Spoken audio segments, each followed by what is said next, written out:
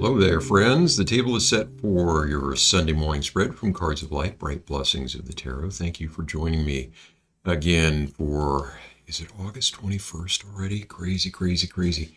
Glad to be with you again this week. We'll do our 4-card energy reading as usual, but I wanted to mention kind of the last in the series so far of tarot heroes or huge tarot influences for me.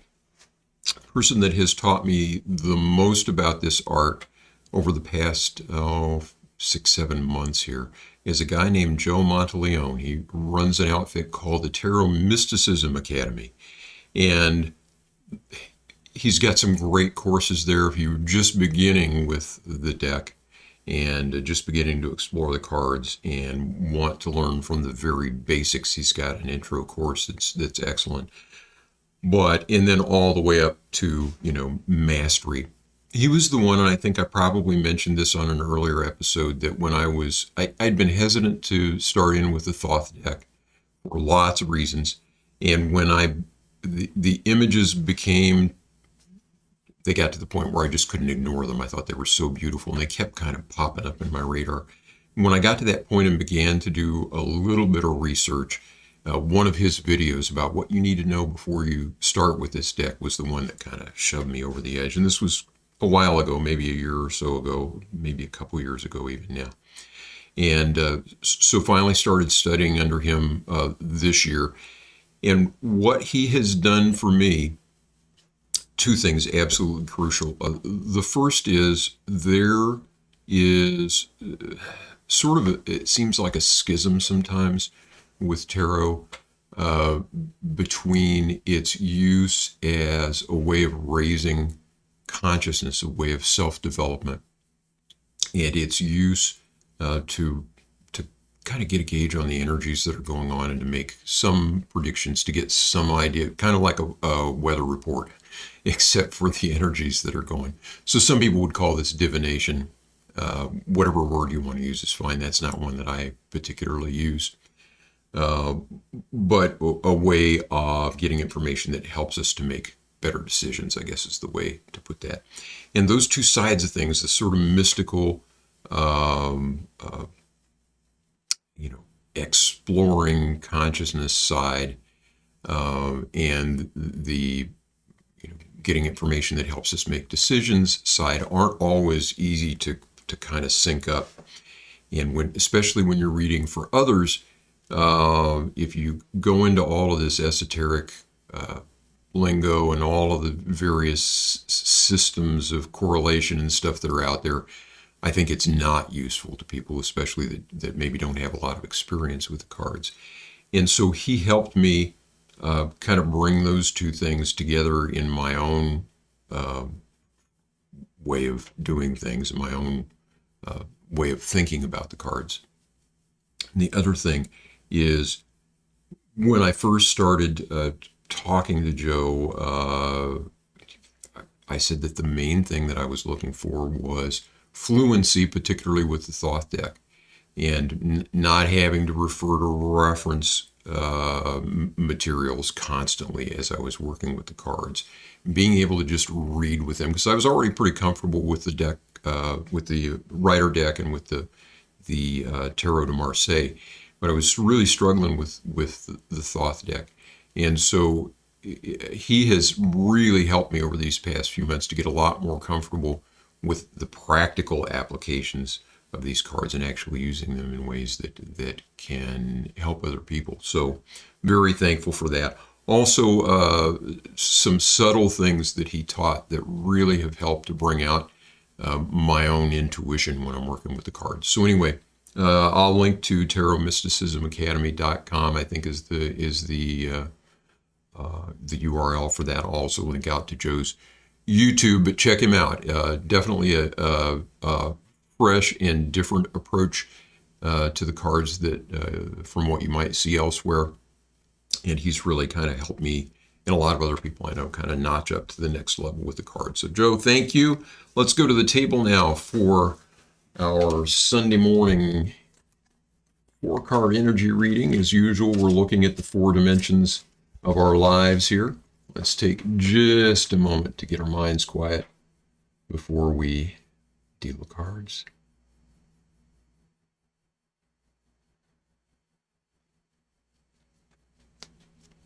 Okay.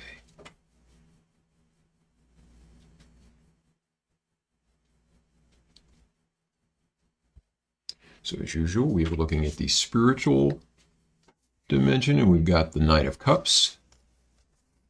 The social emotional, we have the Sun. The mental dimension, we have the Prince of Swords.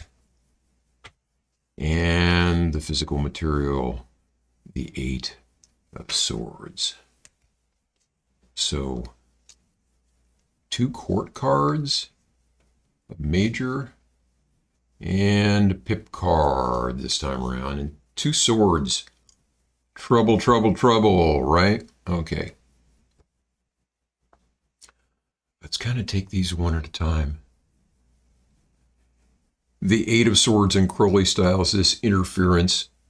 I think of this card as when we are blind to things because we are thinking so much and getting in our own way. And the idea here is that we're already free. We already have everything we need. We already have all of the information we need. Because this will sound a little silly, but everything is always there, right? We just don't see it, or it's not part of our experience yet. So when I see this card, it's like, take the blinders off. This is the one that in the Rider deck shows the woman who is kind of bound, but loosely bound with a blindfold, and she seems to be trapped by swords coming out of the ground, almost like the bars of a cell or something.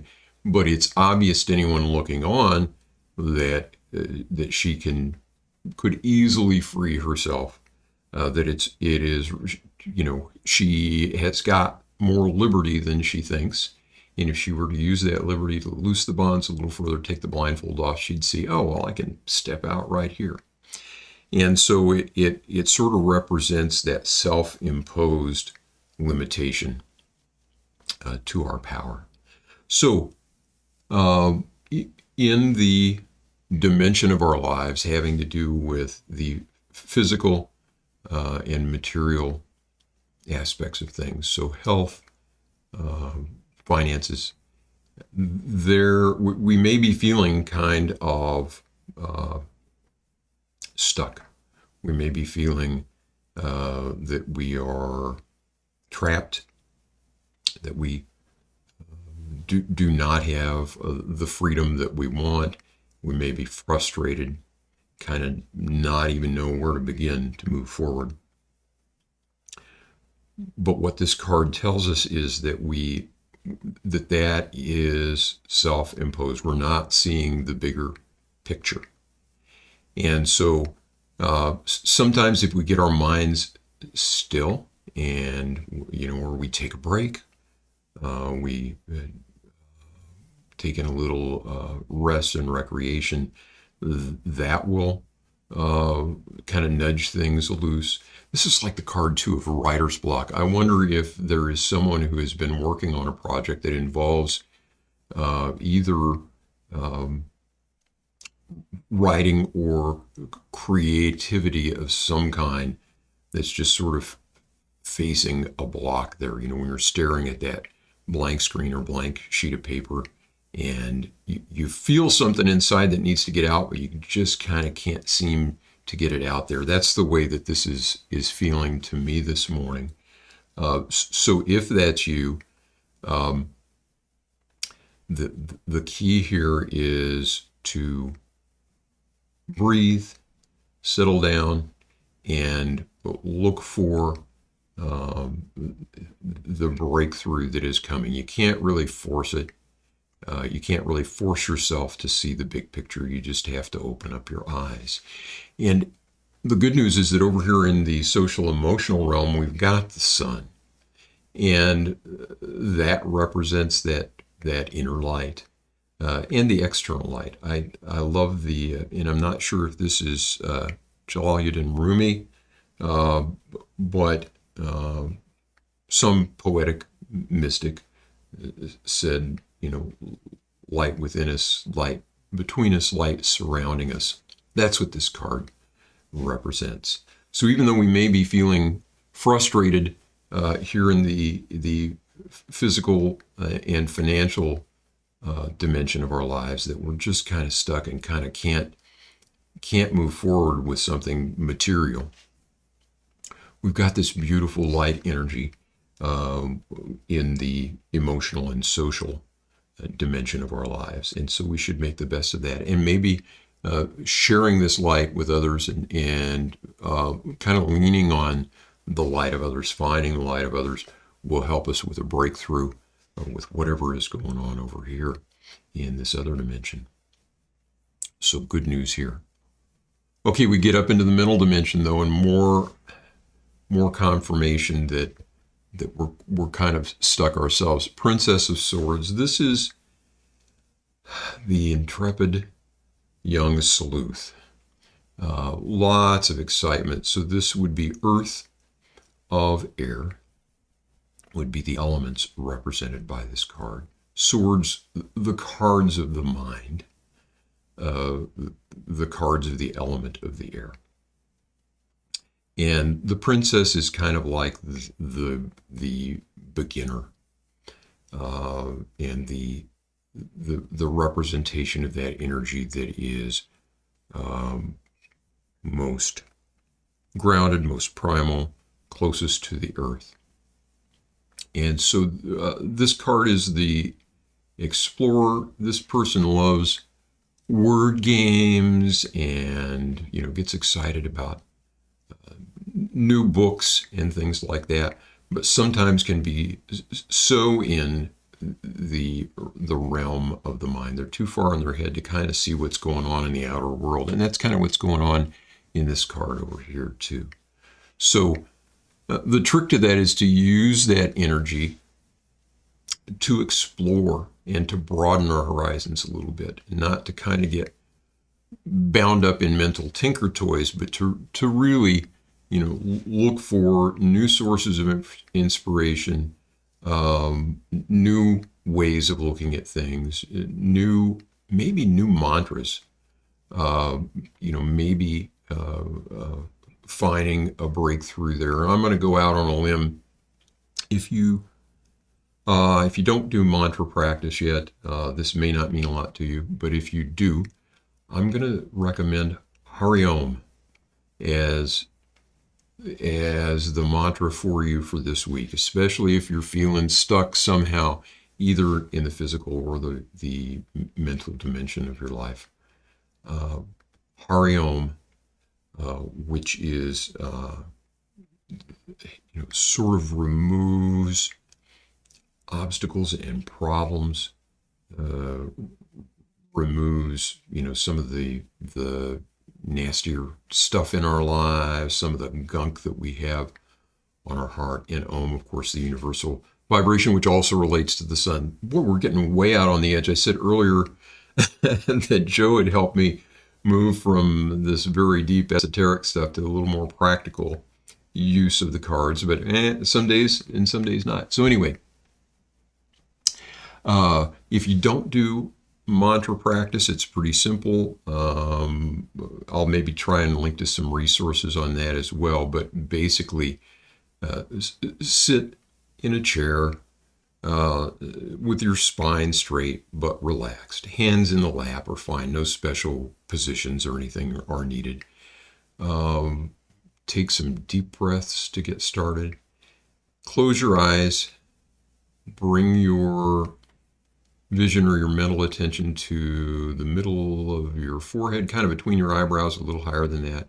And as you breathe in, Hari. As you breathe out, Om. Hari, Om. Hari, Om. And you're not saying these words out loud, you're just repeating them in your mind. Do that for 15 or 20 minutes and see how you feel. Maybe that'll help with some of this stuff. Okay. Up here in the spiritual dimension, the Knight of Cups. And this is the one charging forward, uh, bearing the cup for all the world to see. Something kind of cool climbing out of the cup there. Reminds me of the moon card that we saw not too long ago with the creature emerging from the waters. So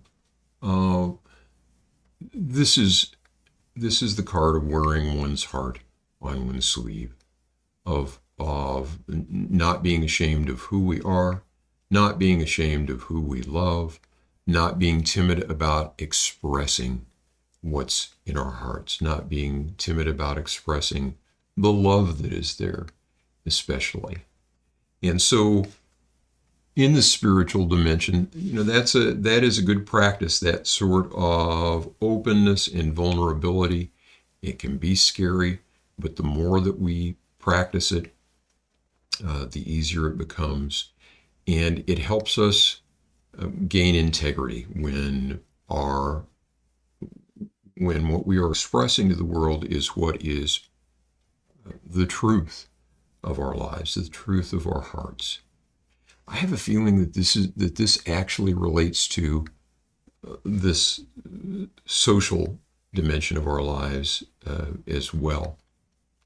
This particular card coming up in combination with the sun is really an encouragement, and especially if you have been hesitant to kind of share how you're feeling with someone that means something to you, or to share your truth with the world. This week may be a good time to do that, whatever the situation or whatever the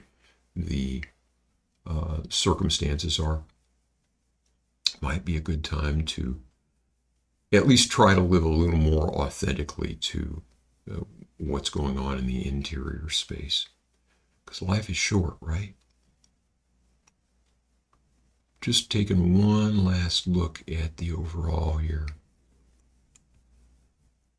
The main thing I'm seeing is get out of the worries and fears and the kind of mental bondage that may be holding us back, both in the physical dimension and in the mental dimension of our lives. And get in touch with this light, and then be who you are. Share that.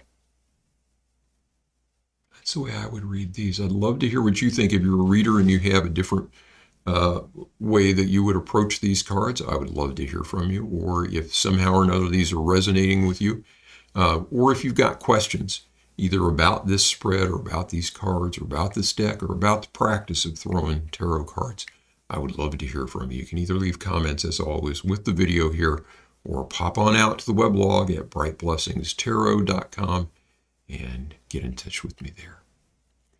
I hope you're having a lovely Sunday. I plan to be back on Thursday, as usual, for our 3-card Thursday. And in the meantime, I wish you peace. Take care of yourself.